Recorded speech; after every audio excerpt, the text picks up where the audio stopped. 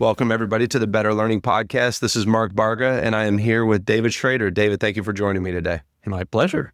Thanks for having me. David, as a person who's seen it all in design and architecture, do me a favor, just give our audience a little bit of your background. Tell us how you got into not just designing buildings, but designing schools and other buildings for public use and community engagement. Okay. Well, maybe it goes back all the way. I'm one of those kids who was a little bit of art, but, liked to invent, played with all the toys that actually were put together toys and built all kinds of things because I always wanted to invent. And I think in the end, that's really what architecture is. You're inventing new things each time. Everything's a prototype, everything's a one-off. So it's kind of interesting that you get into that. Found an architecture school that I thought was really good for me, and it did end up being very good, and got out during a very challenging time. It was 1991, challenging time to try to get into the field of architecture. But I was one of the fortunate ones who got a job, and I ended up with a job, of all things, for a firm that did correctional work, because that was a firm that at that time had work to do, whereas many of the others didn't. And so I started with them for a very short time, worked in the office that did the correctional work, found out about an office in the Philadelphia area, which was one of my places of interest to live, and coincidentally at the same time got into University of Pennsylvania for grad school. And that led to living in the area and really developing a life here. But the other part of that is the firm that was here in the Philadelphia area was run by a guy named Ed Kirkbride. And folks who are familiar with at least the Association for Learning Environments, when it was Council of Education Facility Planners, would know Ed because he was a big part of the Northeast region. And then ultimately he had tentacles out to every part of the country as part of A4LE. So he actually grew to be my mentor. Interestingly, I was able to take over his office a short time after he basically finished his career running offices and went off and consulted and was a big part of CEFVI at that time. But he's the reason that I got into academic design. Probably a little bit of family drive as well. My father was in higher education. My mother was a second grade teacher. So I'm sure there's an affinity developed as a result of being, a kid of educators to some extent. So all of those things brought me into the educational design of things, and worked for that company, ran that office for a number of years, and we really developed a great clientele of K-12 work. So I've always called K-12 really academic design. For us, I don't think that there's a beginning and an end to academics. And so, yes, there's a span of K-12, but we've done higher ed, we've done pre-K, we've done all kinds of things related to education and the learning environment. So those are all really critical to me. We were very fortunate in that as we worked through that, we ended up with a series of clients in this region who weren't necessarily just thinking about, and you certainly know the term, the old cells and bells or egg crate, design.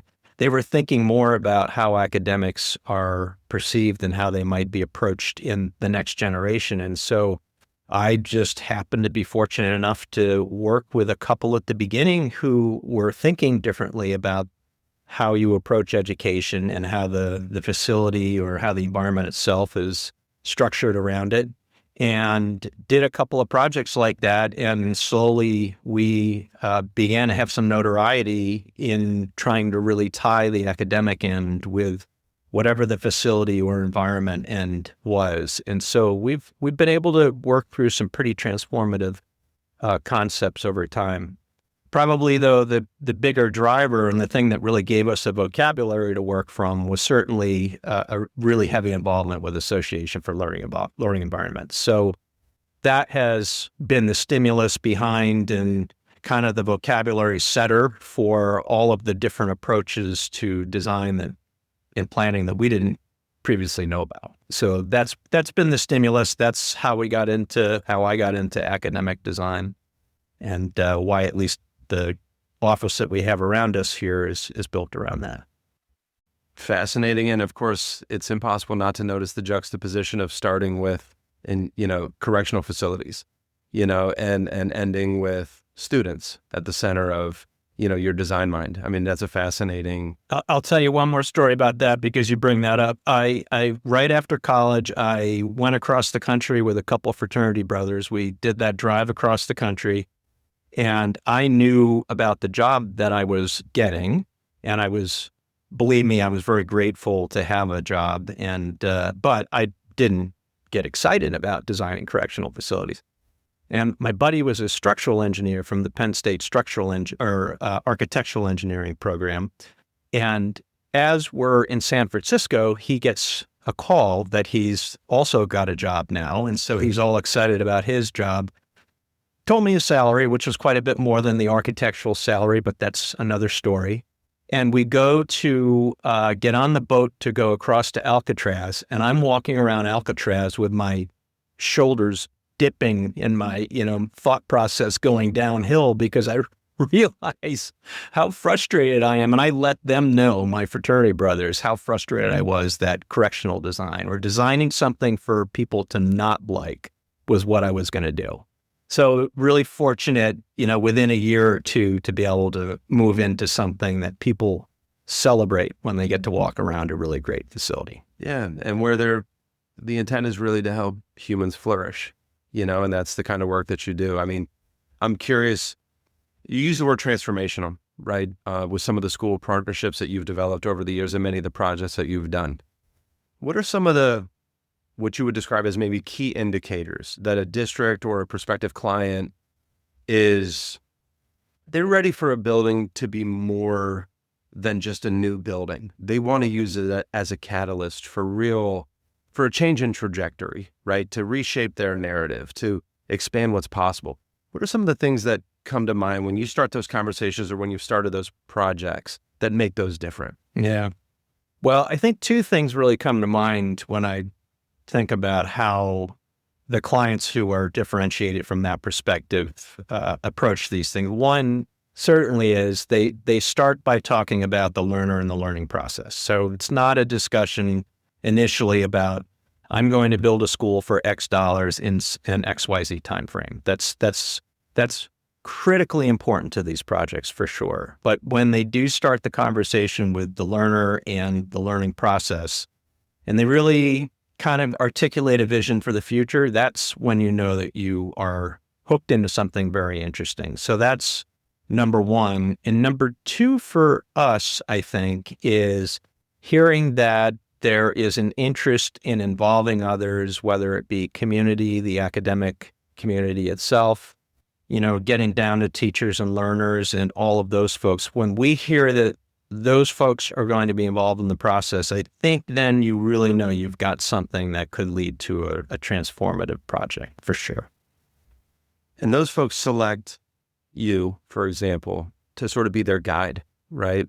And you establish a partnership with them and you guys go on the journey together. I'm curious if you could talk a little bit more about what this type of deep, robust partnership between district and designer really looks like. What does a great partnership look like to you? Yeah, well, that was actually well put, the way you just structured that question. So, and by the way, that's not us only. Hopefully it's anybody who's doing the kind of things that we do, the project types that we do. I hope that's, and I see in our, certainly, I mean, all of our colleagues are very good at this. So this doesn't fall on us alone.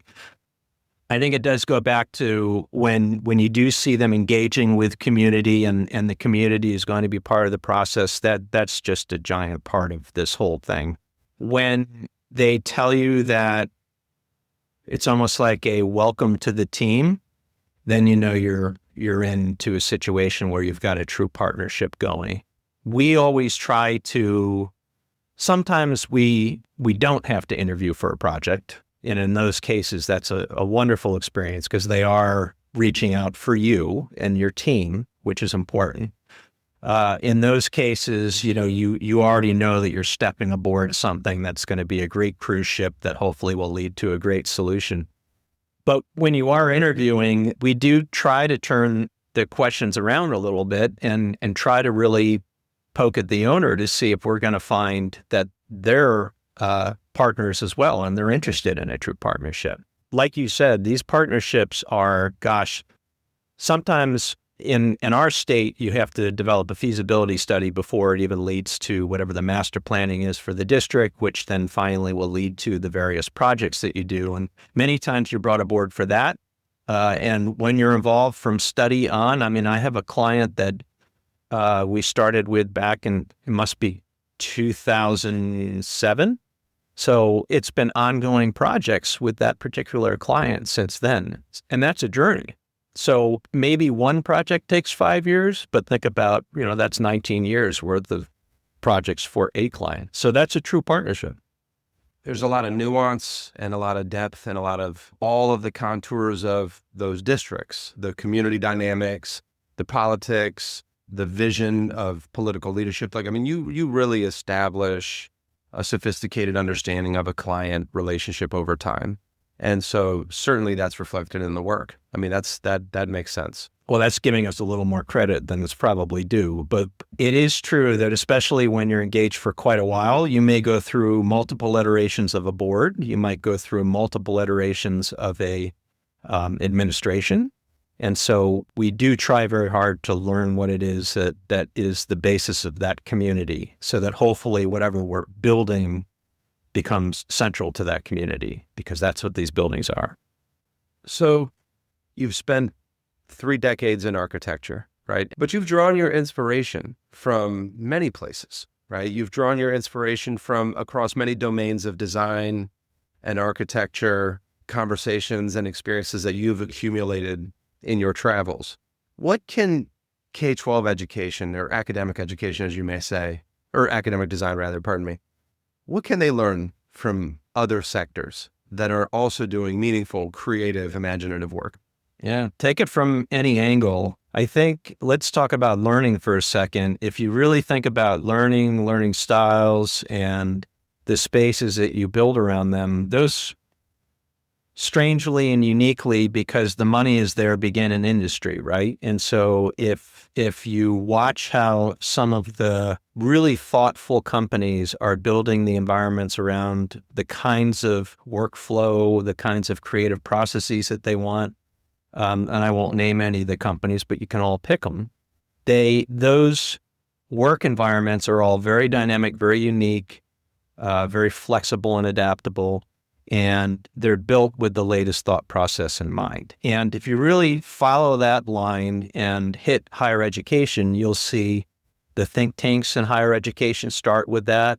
It drips right down into the traditional collegiate spaces for some of those areas, those universities and higher education institutions. And then certainly into the amenity spaces and all of those. And by the way, that's what higher ed is building for. They're building the amenities to attract the students to eventually be attracted to the industry that will have the same kinds of things if they're lucky enough.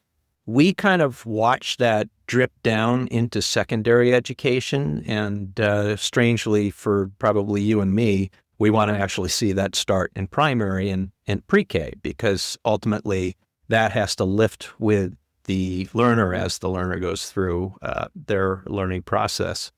I think kind of a collateral, because you brought it up, is civic and community type work. If you really look at the well-established civic and community spaces, that is a great connection of indoor-outdoor. Those of us who like any kind of civic space really appreciate most a great outdoor space leading to a really thoughtful and connected indoor space. And those are the kinds of things, whether it's a museum, let's look at our nation's capital and some of those great facilities. Look at any great historic town where you've got a town green and then you've got all of the collection of spaces around it. That's a school. That literally is what a school is, the town green with all of the spaces around it, all in one. So you can kind of draw from that from the side, and you put all these pieces together and think about it a little bit with probably some of the unique approaches that we've been seeing both internationally. I like to look at the Pacific Northwest. I think they're still leading the way to some extent in a lot of this, and especially through A4LE, it's been really great to be able to follow what's going on in those regions. But all of those people are thinking about both how industry feeds down to higher ed, feeds down to PK-12. And I think the really thoughtful ones are thinking about how the learning environment draws from these great civic spaces that we see as well. So always keeping in mind the environment and how important it is for the learner to be attached to the environment. You mentioned the word flexibility, right? Which is, of course, a buzzword, right? And we hear this all the time in school design, right? We want flexible, we want flexibility, we want adaptable, right? If you don't mind, share a little bit more about some of the trends that you've seen in your time designing, academic spaces. What are some of the developments or the shifts that you've seen over time that really actually excite you, that kind of reaffirm, your sense that, the design community really is aligning with better outcomes for kids?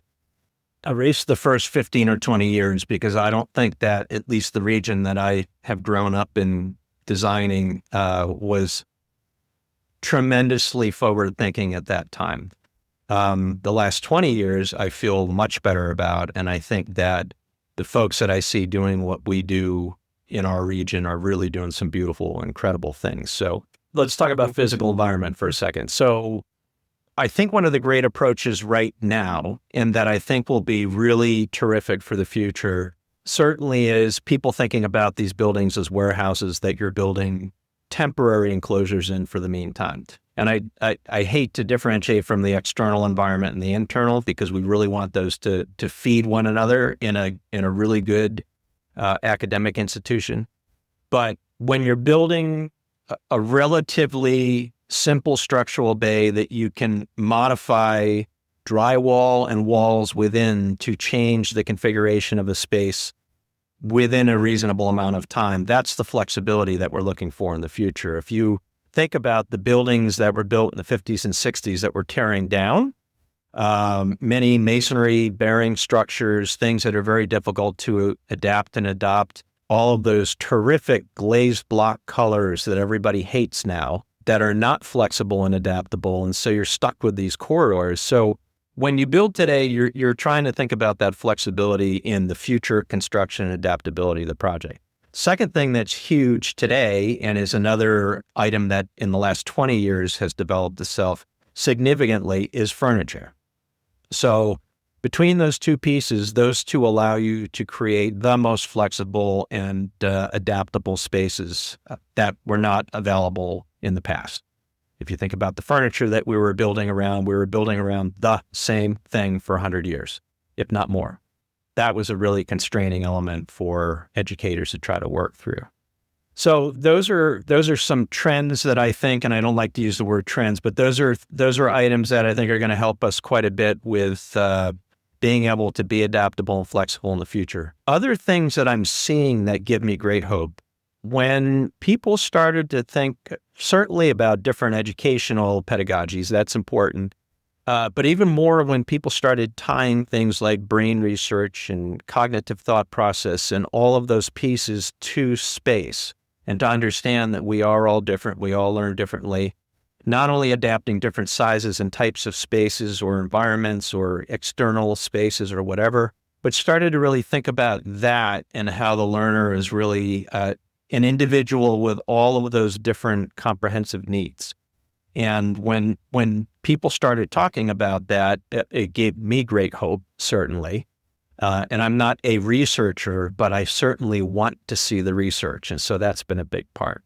And if you follow, and you certainly do, and certainly people who are listening to this, A4LE, for instance, and most of the other groups who are following what A4LE does, have been focusing on that in the last 5 or 10 years. And we know that that's the next step. We just have to understand. I think we're in a time of experimentation for learning environments for the moment. And I think a little bit more time melding the research, which is underway, and the end result, I think, is going to result in some terrific spaces. Already has. It just needs even more development. When we work with schools at K-12, it's not just about furniture design. It's about impact.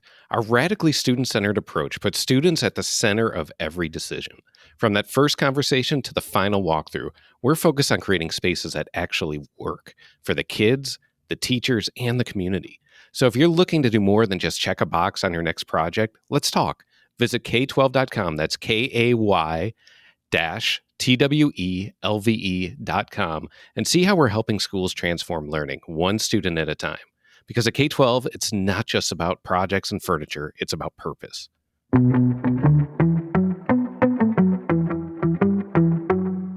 There's so many tensions in between the reality of educational practice and institutional life, right? On the school side, the emergent research that we know about physiology, about social connection, about acoustics and light and all the things you were referring to and alluding to, and ergonomic design and movement. So it does sometimes feel like sometimes the educators and architects may not speak the same language, right? I mean, how do you work to kind of bridge that gap as far as, creating some common understanding and, as you said, sort of language and framework to think about establishing goals? I guess you do have to go back to some of the researchers. You have to go back to some of the things that we're seeing through the organizations that we're all part of. Those are certainly setting some context for us all to work within. Like we wouldn't know some of this if we weren't going and seeing going to these conferences and hearing some of these great presentations. For sure, we wouldn't know anything about this. Every inventor is a result of all the inventors before them, right? And so the best that you can do is to try to adapt and adopt from all those great things you hear. So that's really important. How to link the educator, I think quite often we really have to rely on very thoughtful administrators who maybe have seen the light and know that there's another step that could be taken. I sometimes feel that the educators, and you see the ones that are just amazing and have a whole nother thought process versus the ones who are going to go to work. It's probably just like us in the design field, but are going to go to work and do what they have to do to educate the student and then maybe do something similar the next year and the next year. The ones who are very, very creative and the administrators who support those folks are the ones that we're all going to latch on to. And they may or may not be right with what they're doing, but if they see results and if we see results, then they are right. So those are the ones that we like to connect with. Well, passion is passion is infectious, right? And the educators you're describing, I always think about them as early adopters. These are folks who are on board with design. They want transformation, right? So you think about a faculty group.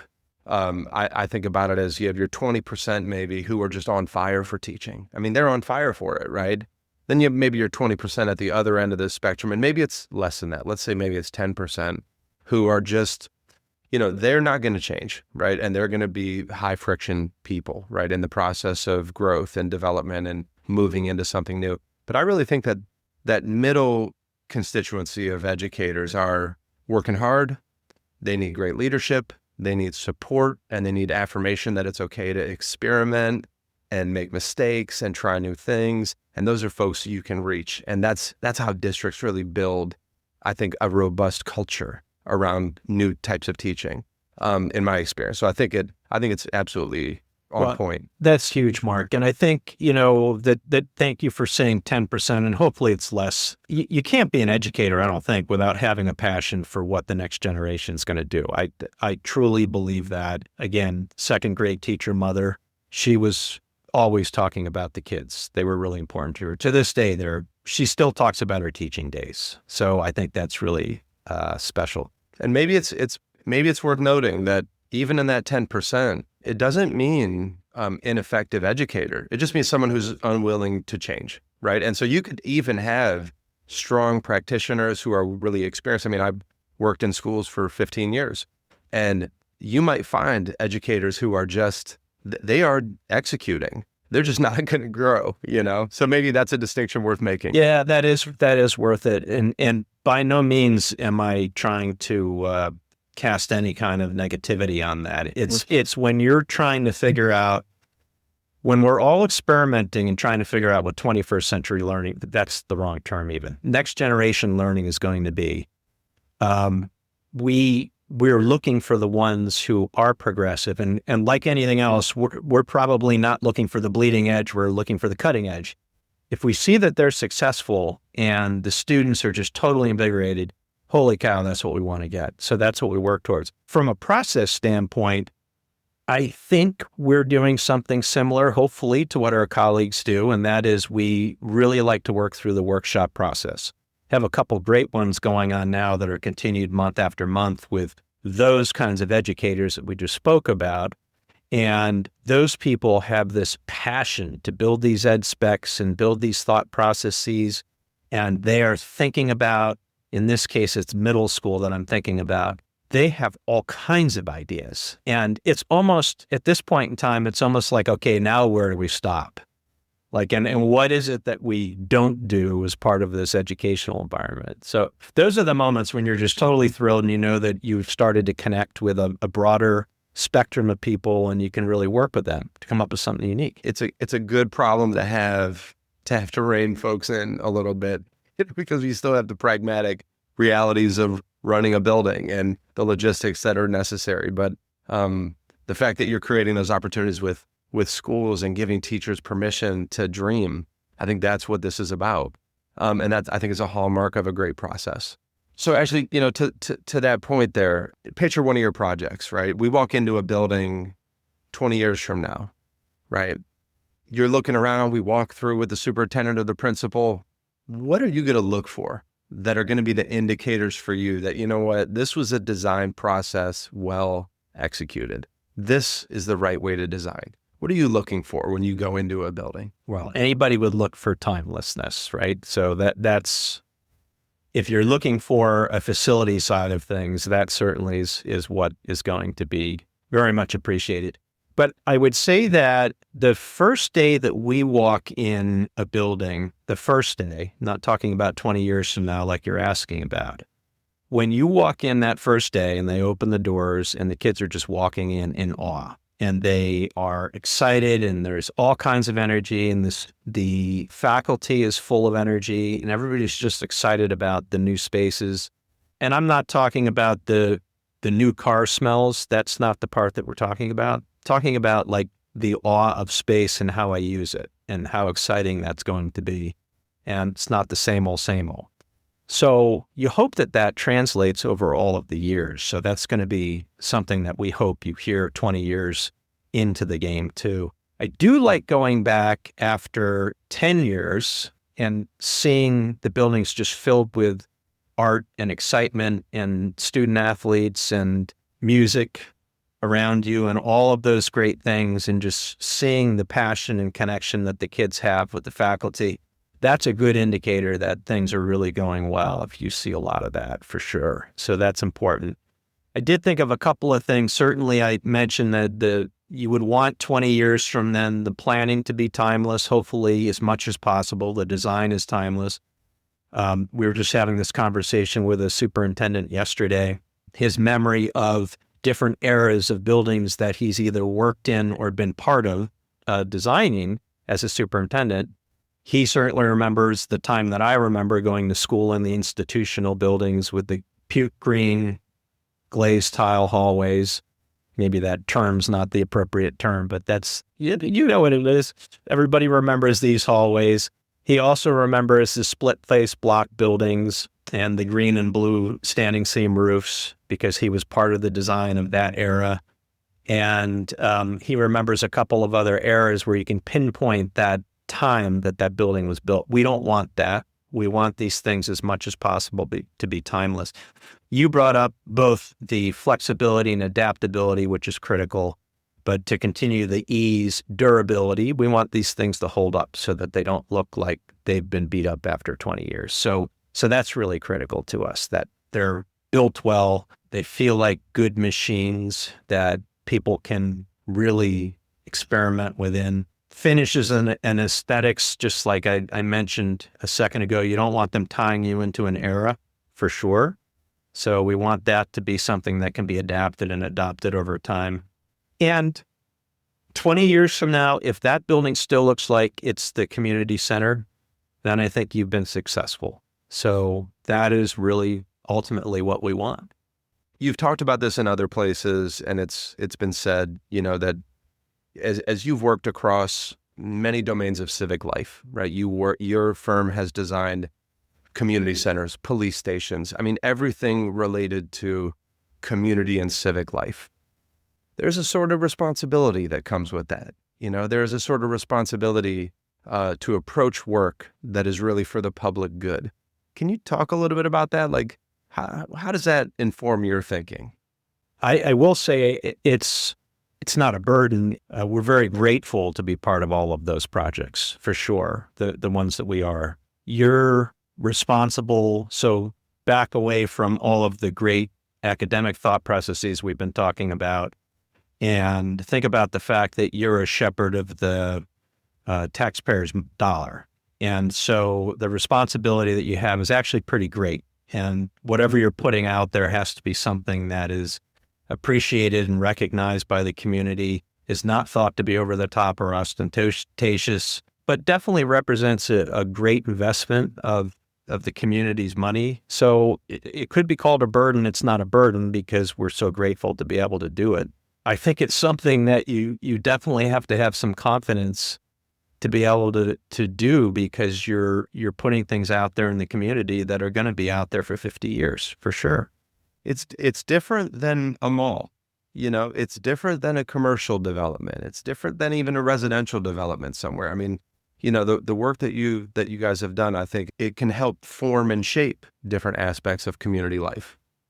Yeah, I'm not sure I think about it enough, and how much I appreciate the fact that we can do that. It's great because I think as a designer or planner, you're always looking at what your colleagues are doing because you're so appreciative of the really good designers and good planners. And so I will look at a terrific project by somebody else who's designed or built something and be able to really appreciate all of the money, time, energy, community support that went into that building, and feel really good about it and be really excited about it. So I think amongst our entire team, we certainly try to instill in people regularly, like you guys realize the incredible opportunity that you have to be building within your communities, and what a great opportunity that is for you as a designer and planner.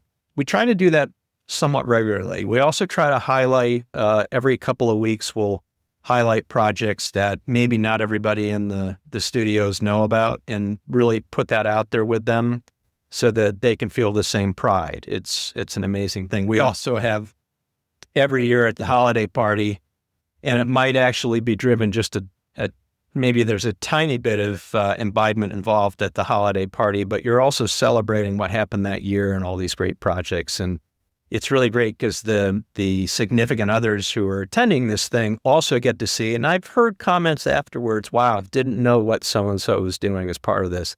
I have even more pride in what they do when they go to work every day. So I guess maybe that's a roundabout way to express the gratitude that we have for being able to do these kinds of projects. So you've referenced some of the other great people you've worked with in the course of your career throughout our conversation here. I'm wondering if you might just say a little bit about the sources of inspiration and connection and strength and insight that you've accumulated in your time, both in A4LE and beyond, just as an architect and as someone who's led a company. The journey of continual learning for me, honestly, has been the Association for Learning Environments and everything that goes along with that, because that obviously has all sorts of spin-offs. But this goes back one more time to Ed Kirkbride. So Ed was kind of the center of trying to bring our region of CEFBI at that time back together. He had a group of colleagues that he was close to, and they brought a couple of us who were much younger in, and realized that if they hooked us, that we could be the next generation of this and start to build it. And I was so lucky at that time because I got in the middle of this great group of people from the whole Northeast. And not only were we so interested in CEFBI at that time and building all the things that were going on with our region, but we were buddies. And they're all great planners and designers and folks in the industry from this whole region, and we just had a great time. So that led us, because we would then go to the national conferences, and I think we took away at that time more than we provided, quite honestly. I think we saw so much going on across the industry that I really feel was not happening in our region. And with that, plus kind of a growing thought process in the Northeast region, a little bit more progressive thought process that was out there, but the buildings had not yet followed, or the learning environments had not yet followed, was the timing was just right. We were all able to start to speak the language and do things that we were seeing being done. And again, I go back to the Pacific Northwest and some of the great things that people were doing there, and start to bring that into the region. Fast forward a little bit, that same group of people evolved through the leadership of Northeast region. And I was fortunate enough to end up at the international level on the board, and then eventually was able to be chair of the organization. And through that board involvement, I went everywhere and saw more than I think most people are able to see related to learning environments in places like Singapore. Who would go to Singapore to look at the learning environments from where I live? I mean, it's just not an opportunity that many people have. Europe, again, throughout Canada and Pacific Northwest.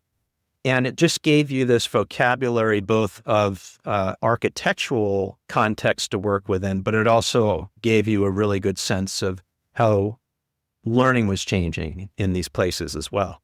So that gave us a true instigation to do some of the things that we've done in the region. And I know the colleagues from A4LE have done the same thing. And together, this whole group has really brought the Northeast along in a really great way. So I'm psyched to be part of it, to be honest. And you're proud to represent your architectural circles from the greater Pennsylvania area, which is exciting. So to bring it to a close, if I may, you've grown this company, right, for decades, and it's changed in many ways. I'm sure you could talk all day about the different iterations and the different starts and stops and the ways that it has evolved over time. But how have you protected the integrity and the values that guide your process? As new folks come, folks go, people pass through, and processes change and the org chart changes. There's a core there for you. How have you kept everybody true to that mission? And I hope it is true to that mission. I hope it looks that way from the outside too. Again, I'm super grateful for the background that I had, the opportunity that I had to grow as quickly as I did in the firm that I worked for. And the one thing that I think that I saw as I made a decision to not be part of that organization anymore was it was slowly sliding towards making sure that everything was profitable, and by the way, that's how business works. So let's not push that one aside for even a second. But it was flipping away from really a client-centric approach. And so when I started this Schrader Group, it was really focused on making sure that the client, the learner, the community was the first focus. And yes, we needed to make money to stay in business. That's very important, and to continue to attract really good people. But you really had to focus, as that was the initial premise, was really to focus on the people and the community. And I think that really worked. Back to some of your initial questions, that's what allowed us to always create partnerships. I'm confident that our clients think that we are partners, and we certainly feel that way about them. Back to your point, we get into a school district and we are totally engulfed and ingrained in that community. We are a part of that. We're there at every board meeting. We're there presenting for everything. We're conducting workshops with everybody. And so that's the process that you referenced in your question. How do you maintain that? Probably most through principal level involvement. So anybody that is working, and I would say everybody works around me and around us as the principals. Everybody's doing the same level of quality, whether you're doing it in the office or whether you're doing it in front of the client. So I think the principal level involvement certainly keeps us there.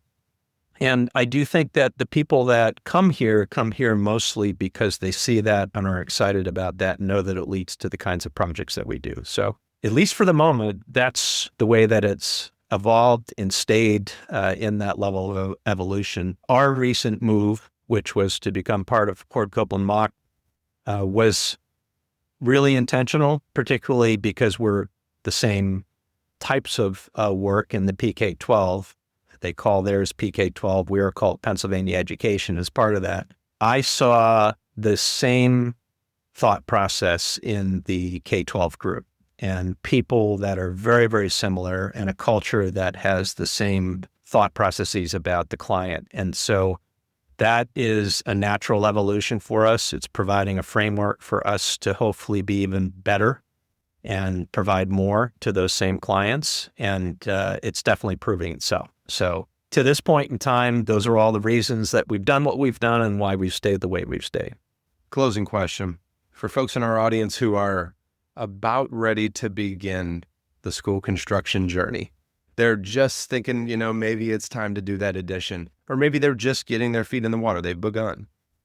What parting words of advice might you offer those folks, whether they be on the district side or the design firm side? What final thoughts might you offer them? Yeah.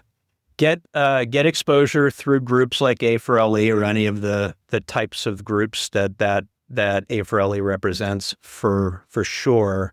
And as you get into this, I'm going to go back to a word that you've used several times. Make sure that you create a partnership that is true to your end result. That is a really important part of this whole process. Well, David Schrader, I cannot thank you enough for making the time to sit down. It's been an absolute pleasure having you. Well, thanks, Mark. Appreciate it. The Better Learning Podcast is produced by Matt Rogers and edited by Kelly Jones. The views and opinions shared on this podcast are those of the individual speaking and do not necessarily represent the perspectives of their affiliated companies, organizations, or associations.